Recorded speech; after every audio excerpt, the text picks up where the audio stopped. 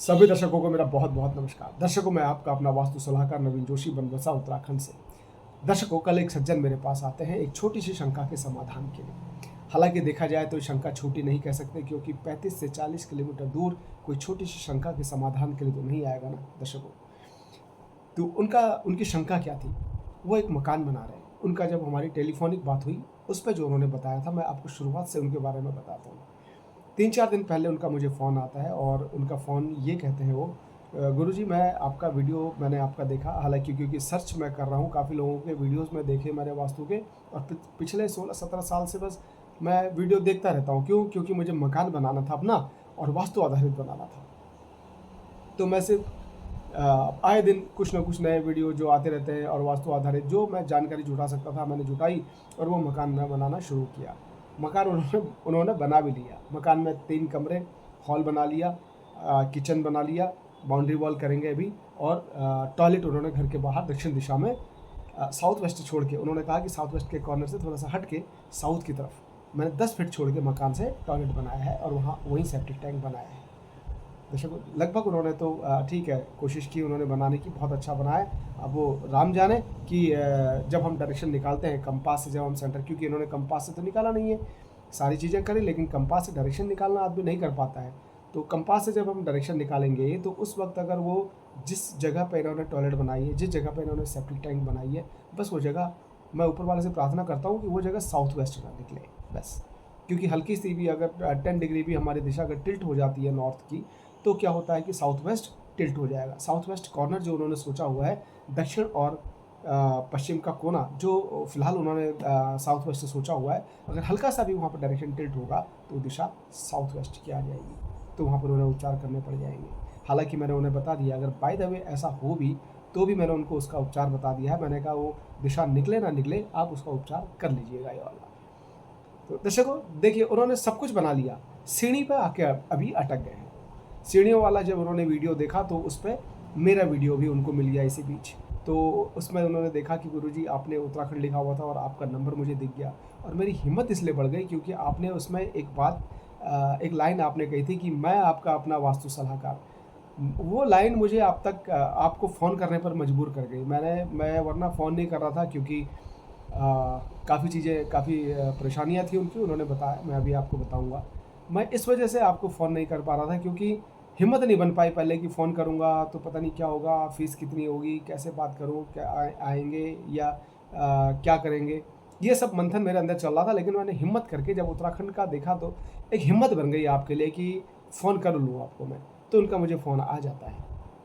Phone आता है तो सबसे पहले वही पूछते हैं, यही सब बताते हैं जो मैंने आपको बताया, कि मकान ऐसा ऐसा बन चुका है और ये चीज़ें हैं, सीढ़ी में अटक गया हूँ। क्योंकि कहीं न कहीं उनके अंदर कोई मिथ जो सभी तक पहुँचा हुआ है, जो डर सभी तक पहुँचा हुआ है सीढ़ियों को लेकर के, वो उन तक भी पहुँचा। वही सवाल लेकर के मुझ तक वो पहुँचे।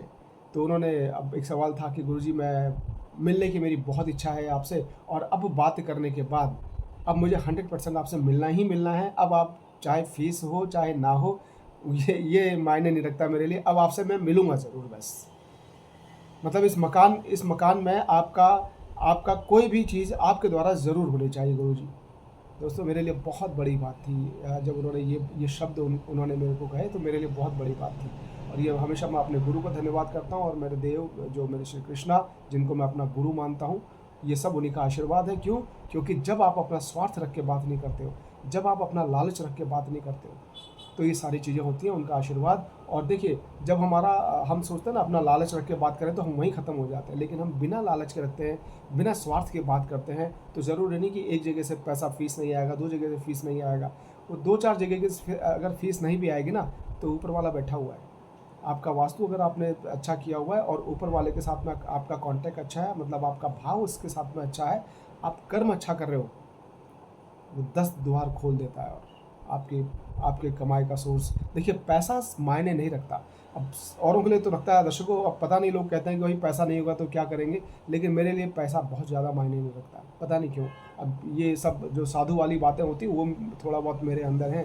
मैं कोशिश करता हूँ कि जितना, क्योंकि वास्तु में देखिए, तंत्र मंत्र टोने टोटके के पीछे आदमी क्यों लग रहा है, क्यों ब्राह्मण से मतलब आए दिन ग्रह पूजा, ग्रह शांति, ग्रह क्यों कर रहा है, क्यों? वजह उसके पीछे परेशानी है ना, वो परेशान है तब तो कोई कार्य करवा रहा है। उसमें भी हम उसको फीस ऐसे बता दें कि वो बेचारा उधार से इधर से पैसा जुगाड़ करके उधर से जुगाड़ करके, ताकि गुरुजी को पता ना चले कि पैसा इधर उधर से वो अरेंज करता है फीस। हमें समझना चाहिए था हम गुरु किस बात के। अगर ये जानकारी ना हो कि वो व्यक्ति कहीं से उधार मांग करके आपकी फ़ीस देने की कोशिश कर रहा है और आपको पता नहीं चलने दे रहा, तो इसका मतलब कि वो गुरु नहीं है। वो सिर्फ़ अपने स्वार्थ के लिए, लालच के लिए किसी से जुड़ा हुआ है, तो वो क्या भला कर पाएगा उस घर का। तो ये सोच मेरे गुरुजी ने मेरे अंदर डाली है, मेरे ईश्वर ने मेरे अंदर डाली है। ये हो सकता है कि वास्तु मेरा जो बैलेंस है, उस वास्तु की इससे मेरी बुद्धि अच्छी है कि अभी तक मेरे अंदर थोड़ा-सा ये लालच और स्वार्थी मैं नहीं हो पाया हूँ। और भगवान न करे कभी ऐसा स्वार्थपन और लालचपन मेरे अंदर आए। थोड़ा-थोड़ा दे दे प्रभु, बस उसको लालच में ना बढ़ावा दे दे, उसको अच्छा दे, आशीर्वाद दे, खूब खुश रखे, स्वस्थ रखे बस, और अपनी भक्ति में रमाए रखे बस।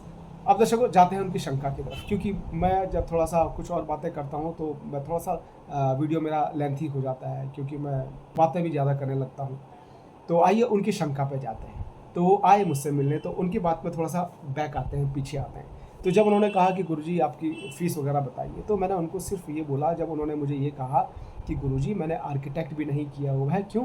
क्योंकि आर्किटेक्ट को 20 से 30 हज़ार रुपये देना पड़ जाता, और उससे अच्छा मैं 20-30 हज़ार में मेरा कोई फर्श पड़ जाएगा, प्लास्टर हो जाएगा, या सेप्टिक टैंक की खुदाई हो जाएगी इतने में। तो दर्शकों जब उन्होंने ये बात कही ना, मैंने उनको सिर्फ़ ये कहा, मैंने आप आ जाइए और आप मेरी फ़ीस ये समझ लीजिए कि कंडक्टर को जो फ़ीस आप देंगे, कंडक्टर को जो टिकट आप लेंगे बस में आने जाने का, वो मेरी फ़ीस आप समझ लीजिएगा। अब मेरे अंदर, क्योंकि मेरे अंदर क्यूरियोसिटी हो गई थी, मेरे अंदर ज़्यादा उनसे मिलने का लालच वो हो गया था, क्योंकि वो बातें बहुत अच्छी करते हैं। तो मैंने कहा आप आइए ज़रूर। तो वो आए, मुलाकात भी हुई फाइनली, और उन्हीं की शंका, उनके जो शंका है वो जेन्युइन लगी। उन्हीं की शंका मुझे मालूम है कि ये आप तक भी पहुंची होगी, कहीं ना कहीं आपके अंदर भी भय होगा, शंका होगी, ये मिथ आप तक भी पहुंचा होगा। तो मुझे लगा क्यों ना इसके ऊपर एक वीडियो बना करके उस समाधान को आप तक भी पहुंचा दूँ। तो दर्शकों वो मिथ क्या था जो उन तक पहुंचा? उनका कहना था गुरुजी आपके द्वारा आपका जो वीडियो देखा, और कई वास्तु वालों के मैंने वीडियो देखे, गुरुजी लोगों के, जिनको हालांकि मैं जिनके वीडियो ज़्यादा देखता था, उन्होंने सब में विषम संख्या में बोला है, सीढ़ियाँ विषम संख्या में बनानी चाहिए। लेकिन कुछ वीडियोज़ मैंने देखा उसमें थोड़ा सा मैं उलझ गया। कुछ वीडियो में देखे उन्होंने बड़ी उसके साथ में उन्होंने बोला कि इंद्र, यम और राजा के पद पे सीढ़ियाँ होनी चाहिए, इंद्र के पद पे सीढ़ी शुरू होनी चाहिए, और इंद्र के पद पे या राजा के पद पे सीढ़ी ख़त्म होनी चाहिए, एंड होनी चाहिए, जहाँ पर लास्ट स्टेप आपकी पड़ेगी या तो राजा पे ख़त्म हो या इंद्र पे ख़त्म हो। तो दर्शकों मैं आपको एक बात से अलर्ट कर दूँ, एक बात से इस मिथ से आपको दूर कर दूँ कि ये जो सीढ़ी वाला जो मिथ ये फैला हुआ है कि इंद्र, यम और राजा सीढ़ियों में आता है, ये सीढ़ियों के लिए नहीं है सूत्र। ये सूत्र है छत के लिए, लेंटर के लिए। जब पुराने टाइम पे लेंटर पड़ा करती थी तो उसमें क्षैतिज पड़ा करती थी, यानी बीम पड़ा करते थे। वो टाइम पे लकड़ी के गाटर पड़ा करते थे, आज लोहे के गाटर पड़ते हैं जिनको बीम कहते हैं हम। तो उस वक्त वो क्वांटिटी में पड़ते थे, बड़े बड़े घर बनते थे, बड़े बड़े महल बनते थे, उसमें 50-50, 60-60, 100-100 तक जो है गाटर पड़ा करते थे लकड़ियों के। तो उसमें क्या होता था, उसकी काउंटिंग का एक सूत्र हुआ करता था। जितने भी बीम पड़े, स्टार्टिंग होती थी इंद्र से, इंद्र, यम, राजा। एक बीम इंद्र, दूसरी बीम यम, तीसरी बीम राजा, फिर चौथी बीम इंद्र, पांचवी बीम यम, छठी बीम राजा। इंद्र, यम, राजा, इंद्र, यम, राजा, इंद्र, यम, राजा, ऐसे करके काउंटिंग होती थी।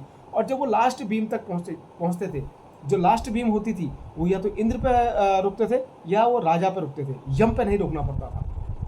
वजह क्या होती थी उसके पीछे की छत में आवाज़ें आना, नकारात्मक ऊर्जा का एक, क्योंकि यम पे ख़त्म होती थी तो कहीं ना कहीं वो नेगेटिविटी का सोर्स बनता था। और उसमें कहीं ना कहीं जो छतों में आप आज सोचते हैं कि मेरे छत में लेंटर में कुछ चल रहा है, आवाज़ें आ रही है, वो सब उस पर कभी और उस विषय पर कभी बात करेंगे। वो सब यम के पद पर जब हमारी बीम है आ जाती है छत पे, है ना, तो वो सब सारी चीज़ें देखने को आती हैं। अब बात करते हैं सीढ़ियों पे ही हम आज बात करेंगे। ये लेंटर वाला और छत वाला जो आप सुन रहे हैं, ये फिर कभी इसको बना दूंगा मैं।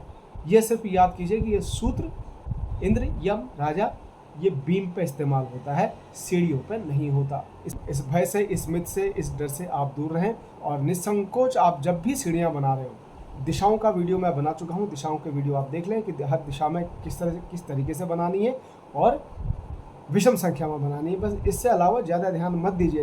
जय सिया राम।